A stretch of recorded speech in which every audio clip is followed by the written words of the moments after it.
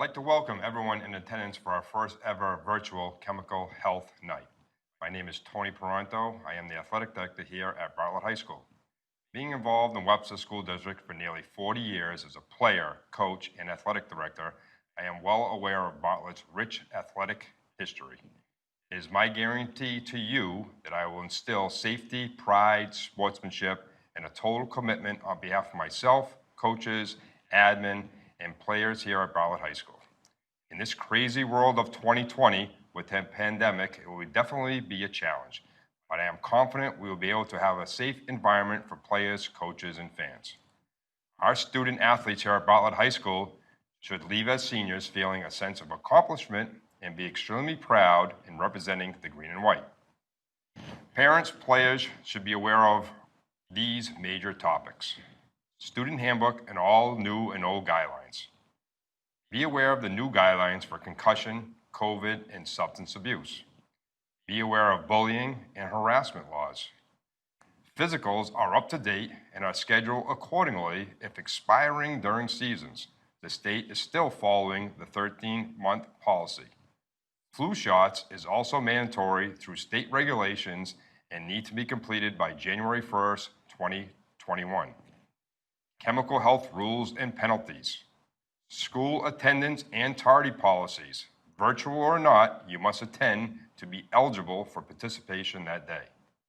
Parental permission slips need to be filled out and signed. Negative social media.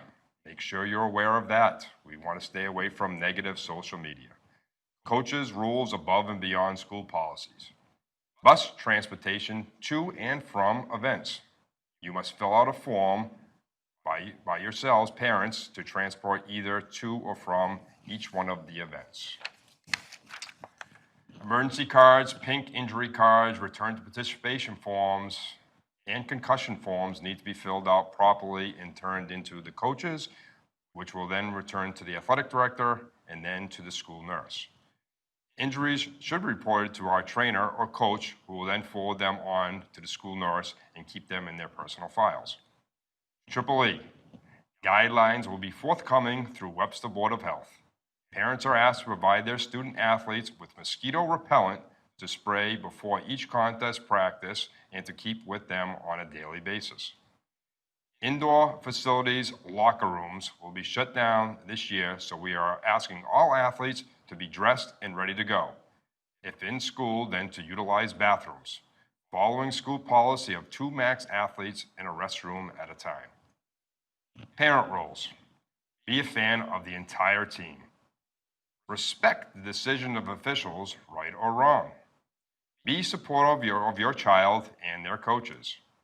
Bonafide team rule is still in effect. School teams are first priority over club or AAU teams. Show sportsmanship at all times. Don't embarrass yourself or your kids. State regulations for 2020 will only allow up to 50 spectators from both schools competing. Therefore, unfortunately, each Bartlett player will be issued 1 badge for a parent, friend, or guardian to attend events either home or away.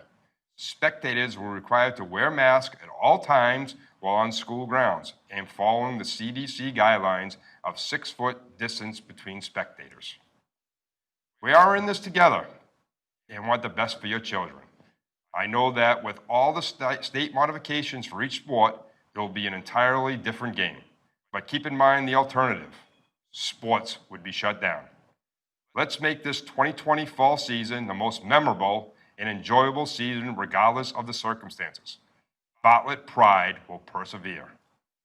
Please feel free to email me or call me with any concerns at tparanto, P-A-R-A-N-T-O, at webster-schools.org, or my business phone number, 508-943-8552, extension 34028.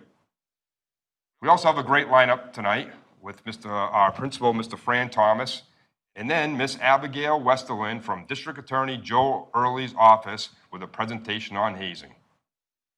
Thank you for attending and enjoy your evening. Hey kids, you don't need me to tell you that the upcoming athletic seasons are going to be different from those any other high school athlete has competed in. While it has always been an honor and a privilege to represent Bartlett High and to wear that green and white uniform, it will be even more so this year, because a tremendous amount of work by lots and lots of people has gone into developing a plan which will allow athletes to compete safely in the middle of a global pandemic. Bartlett High athletes are and always will be ambassadors for the school and the town. This will certainly be the case this year because everyone will be watching to see if we can pull this off. If student athletes can follow new rules and play games under modified regulations. So in addition to the school rules regarding academics, behavior, and attendance, you are going to have to abide by some very strict COVID-19 guidelines. And you are going to have to do something that's very tough for a competitor. You're going to have to be honest and miss a practice or a game if you're not feeling well, maybe more than one, until health guidelines let you back on the field. You have a responsibility to keep everyone safe. Sports are starting before most students are even allowed back into the building, so act responsibly and take advantage of this opportunity that so many people have worked hard to provide for you. Similarly, the behavior of those parents who are allowed to attend is of equal importance. There are strict limits on the number of fans who can attend and on the guidelines they must follow while in attendance. Students will be playing this fall because you love the sport and love to compete. There aren't going to be playoffs or statewide tournaments. There may not be all-stars or any of the individual accolades which normally offer some kind of reward for your hard work. Getting to play is your reward. So please do so safely and have fun. When I'm able to attend, because as I mentioned, there are limits on the number of spectators, I will be your biggest fan and supporter. Be safe, represent Bartlett High well, compete hard, and have fun. Good luck, have a great season. Hi, Bartlett High School. My name is Abigail Westerland. I work for District Attorney Joe Worley Jr., and I'm going to be speaking to you guys for your fall 2020 Chemical Health Night about hazing. I'm going to share my screen so everyone can see the presentation, and we'll get started. So like I mentioned, I work for District Attorney Early. The DA's office is a law enforcement agency. We prosecute criminal cases. My job in the office is a little bit different. I am a community and school outreach coordinator, so I give presentations in schools on all different topics so that we can try to prevent crimes from happening. What I'm going to be talking to you guys about tonight is hazing. What is it? Why aren't we reporting it? And how can we stop it? So hazing is humiliating, degrading, abusive activities that are expected of somebody joining a group. The NCAA defines it as non-accidental activities that are not relevant and they're excessive in their application. So I like to use the example of if I'm trying out for the soccer team and coach says everybody needs to run a 9-minute mile. It's coming from the coach, it's applied to everyone, we're all doing it at the same time.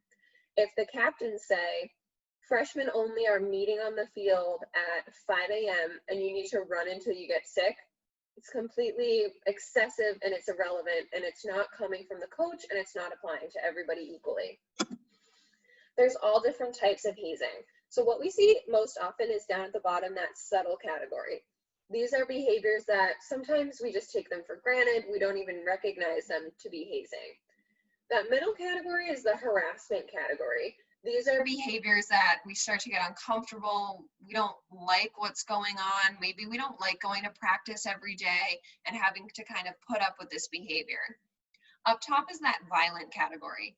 These are the types of cases that make the news, big headlines. We tend to think of Division I schools, frats or sororities. These are the cases where typically someone might be charged, someone's usually hurt or hospitalized, and in some instances, it does result in somebody losing their life. Massachusetts does have laws regarding hazing. It's Mass General Law, Chapter 269, Sections 17, 18, and 19. The law explicitly mentions both the physical and the mental health of any student or other person. Section 17 applies to the principal, organizer, or participants. So these are the people that are planning the hazing. We tend to think of them as maybe the upperclassmen or the captains or the leaders of the group. Section 18 applies to anybody who knows about the hazing and fails to report it. And Section 19 is that an institution must issue a copy to every student and make them aware of the hazing policies at their school and of the laws. So Nichols College had a hazing incident back in 2014 where 3 freshman baseball players were found unconscious in a parking lot from alcohol intoxication. They were at a hazing incident the night before. The upperclassmen just kind of left them in this parking lot to fend for themselves. Luckily, somebody found them and was able to get them the help that they needed. They all did have to be hospitalized for their alcohol intoxication. The individuals who planned and coordinated the hazing were criminally charged. And think about, these people were left in a parking lot. Something really bad could have been happened. They could have been hit by a car. They could have gotten sick and asphyxiated. So luckily, this case didn't result in something tragic, but it's obviously not a good situation for anybody involved. So why do people haze in the first place? Well, some people think it's a way to build a sense of community, foster respect for upperclassmen, and to build group cohesiveness. But the research has shown that students that are involved in an incident of hazing tend to hold more resentment towards their leaders and towards that group. They don't want to be as involved because of what happened. A lot of people might always also see it as a rite of passage. So this is the idea that somebody made me do X, I'm going to make this person do X, Y, and Z. When we have this rite of passage mentality, this is when the behavior escalates over time and gets increasingly dangerous. So who's hazing? Hazing is happening across all groups. It's not just athletics or Greek life, but we do see it happening here a lot. But there's all other organizations, academic clubs, honor societies. Hazing is happening across the board. Where does it occur? It tends to be ritualistic. So it's happening in the same place year after year. It's somewhere that's big enough to fit the entire group, and it's a place that lacks supervision. This might be a locker room, the field at night, on a bus, somebody's house if their parents are away. These are just important things to keep in mind when we think about situations that we might start getting invited to when we're new members of a group. Hazing has a negative impact on everybody involved. Of course, it has a negative impact on the people who are being hazed. Sleep deprivation, post-traumatic stress disorder, issues with school and with relationships. But even those who are hazing, they went through the same or slightly different but similar hazing rituals. So they might have a damage to their reputation if people find out about it, a warped sense of leadership. They might feel really guilty afterwards about what they made people do. And we have to think too about who we represent. So if you're on a sports team, you represent yourself and your family, but you also represent your school, your town, the sport you play. It's important that we have to consider not only ourselves in these situations, but all of the other people that are relying on us to be positive role models. So 47% of students experience hazing in high school and 55% report experience hazing in college, yet 90% of students aren't even willing to call the behavior hazing. So why is that? The behavior might fall in that subtle category, so we think it's not really a big deal. It may be known that a certain team always hazes, so someone might think if you choose to play that sport, you're choosing to be hazed. That's not true. Hazing is never a choice. We may think that because all of our teammates did it, it's normal, and we use that to rationalize the behavior. Or we just might not be aware of what hazing is, again, like that harassment in those subtle categories. So students might not report hazing because you don't want to get your whole team in trouble. So maybe just a couple kids plan this, but you don't want your whole team to get in trouble or lose your whole season. It might be unclear who to go to or how to even make a report. And you also might fear some of the consequences from the group. You don't want to be left out of things or people getting back at you for making a report. Now, a lot of students think there's this air of secrecy around hazing. But we all know that no secret is really a secret. Secrets spread like wildfire, especially now with all the social media we have. Students report posting hazing photos themselves. If you think that a behavior is not hazing and you choose to post something online, but then somebody goes and makes a report of a hazing incident, that post could then be used against you if that person was uncomfortable and felt pressured into engaging in a behavior to become a part of that group. If you ever find yourself in a situation that makes you uncomfortable, always trust your gut.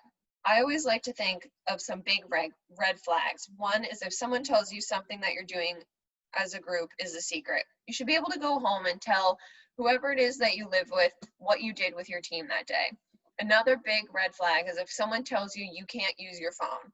If you can't take a Snapchat of something, you probably shouldn't be doing it. So who do you talk to if you find yourself in a situation or you know a situation might happen? A trusted adult is what we say across the board, parent, teacher, guardian, whoever it is. But if you can always talk to a team member as well. Underclassmen, talking to an upperclassman who's not involved in planning the hazing might make it a little bit easier for that person to then go confront a senior. It's easier for a senior to talk to a senior than maybe a freshman it is to talk to a senior. Again, we can always report it. If you're unclear on how to report in your school, this is a great time to have a conversation with your coach or athletic director. Standing up for yourself or others, again, my upperclassmen, this is a great time to change the dynamic on your team if you don't like the way that things are. And there are so many other ways that you can bond as a team. Hiking, study sessions, team dinners, community service is a great way to feel good about giving back, but also make your team look great as well.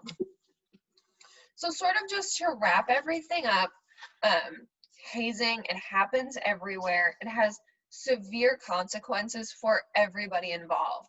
I like to say that having fun as a team is a lot different than having fun at a team member's expense. I'm going to stop my sharing. If anybody has any questions, Mr. Ponto has my email. Feel free to reach out. I'm happy to answer any questions. I appreciate you all listening. Thank you so much and stay healthy.